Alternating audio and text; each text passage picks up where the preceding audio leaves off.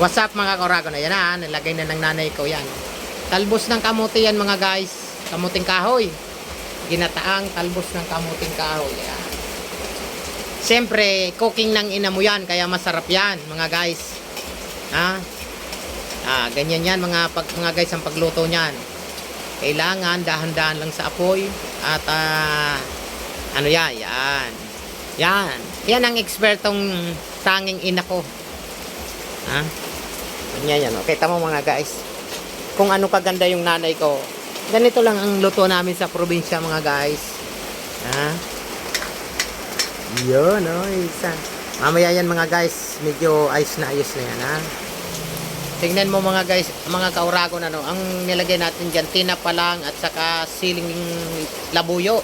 Ricado lahat. Mamaya, pagka naubos na yan, lalagay natin ng purong gata. Abangan nyo ha. Ayan mga kaurago, malapit na tuyo-tuyo niya, lalagyan na natin ng kakang gata sa tag.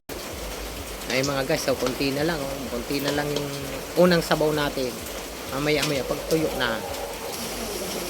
Ayan mga guys, kaurago, yan ang kakang gata natin mga guys.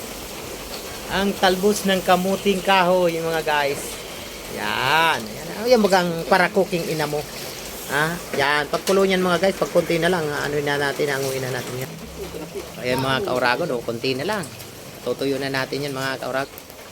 Ayan mga kaurago titikman na ng ating tanging ina. Tingnan mo naman nakatalikod pa. Ayaw niyong mabidyohan mga kaurago.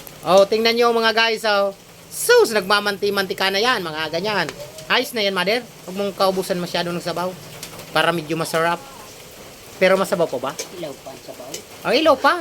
Akala ko naman ilot. Yan na mga guys, ganda, sarap niya, ayan, maluluto na yung mga guys. Ayan, ayos na yan mga kauragon, ayan na, nagmanti-mantika na yan, ayos na yan. Hanguin na natin, let's eat.